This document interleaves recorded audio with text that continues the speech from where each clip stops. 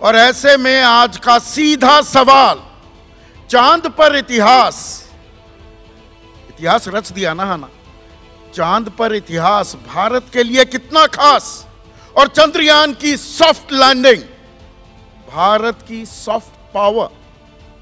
चर्चा में मेरे साथ कुछ खास मेहमान जुड़ रहे हैं। इसमें राजनयिक भी हैं, अंतर्राष्ट्रीय मामलों के जानकार भी हैं, वैज्ञानिक भी हैं, स्पेस साइंस में दखल रखने वाले लोग भी हैं। रुपेंद्र सचदेव किसी परिचय के मोहताज नहीं, अंतर्राष्ट्रीय मामलों के जानकार हैं। अमिताभ पांडे जाने माने वैज्ञानिक। सचिन भांबा मेरे साथ जुड़ गए हैं, फाउंडर चेयरमैन हैं स्पेस इंडिया के।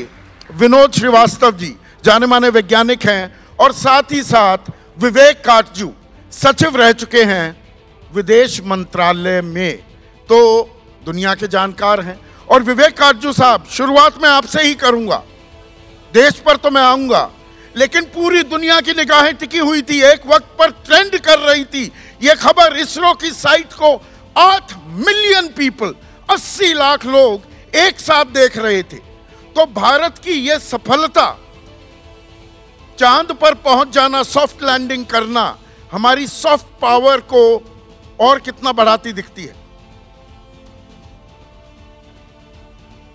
देखिए, हमारी सॉफ्ट पावर को नहीं, हमारी हार्ड पावर को बढ़ाती थी। ये दिखती है कि भारत अब एक विज्ञान शक्ति बन रहा है,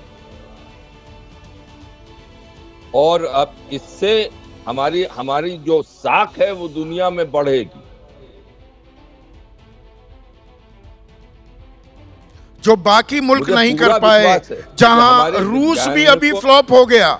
जो रूस 60 के दशक में ही चांद को हासिल करने निकल पड़ा था, वो फ्लॉप हो जाता है, हम हिट हो जाते हैं।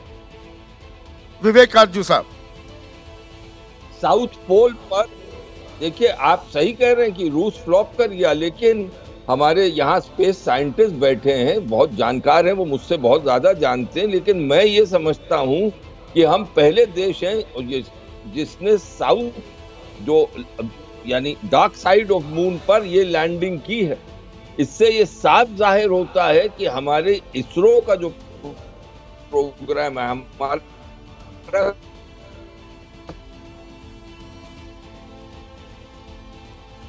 आपके कम्युनिकेशन में दिक्कत आ रही है। देखिए, इसरो के साइंटिस्ट का कमाल देखिए, लाखों किलोमीटर चंद्रयान भेज दिया, कोई कम्युनिकेशन में कोई ग्लिच, कोई दिक्कत नहीं आई। हम यहाँ अभी धरती पर बैठे हैं, पर थोड़ी दिक्कतें आ रही हैं, पर दिक्कतें बहुत सारे और देशों के लिए भी होने लगेंगी क्या?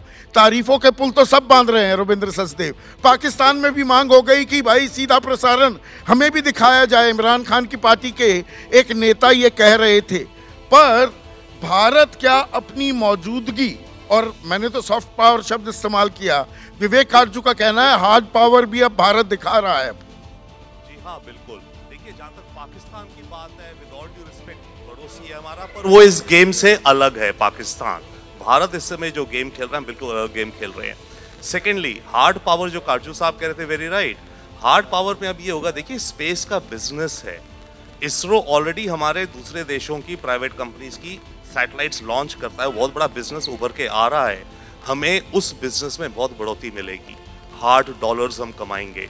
सेकंड, मून के ऊपर जो भी हम रिसर्च साइंस वगैरह करेंगे, उससे कोई यूजफुल चीज निकली तो वो हम यहाँ बैक अर्थ पे इस्तेमाल करने की सिचुएशन में हो, कोई मिनरल, मेटलर्जी इत्यादि इत्यादि। तीसरा, हार्ड पावर में ही आने वाले वक्त में हमारा प्लान ये रहेगा कि मून के ऊपर अपना एक कैंप बेस बना दो। जैसे आप पहाड़ चढ़ने जाते हैं ना, तो पहाड़ के पहले नीचाई पे अपना बेस कैंप बनाते हैं, तो हमारा अब अगला ऑब्जेक्टिव ये होगा कि मून के ऊपर अपनी एक कैंप बेस बना दो, और फिर वहां से लॉन्च करो दोबारा अपने आगे वाले रॉकेट्स या दीज थिंग्स, एक्सप्लोरर्स, जो कि मार्स जाएं, जहां जाएं। तो ये कड़ी बनेगी।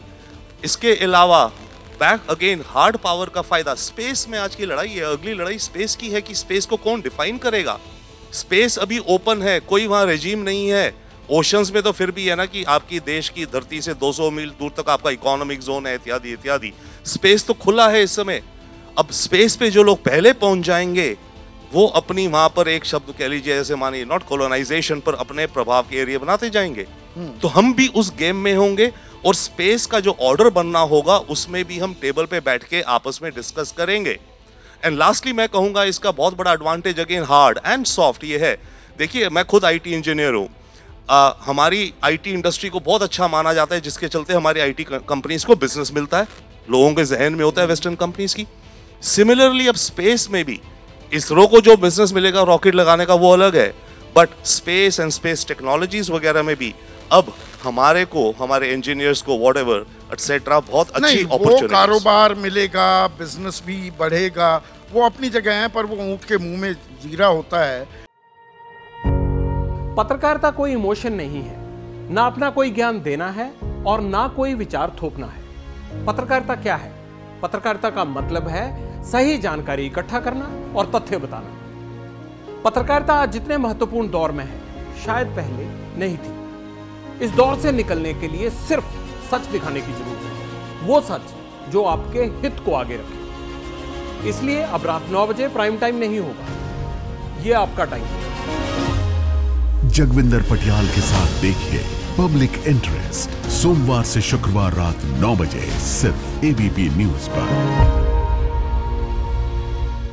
ABP न्यूज आपको रखे आगे।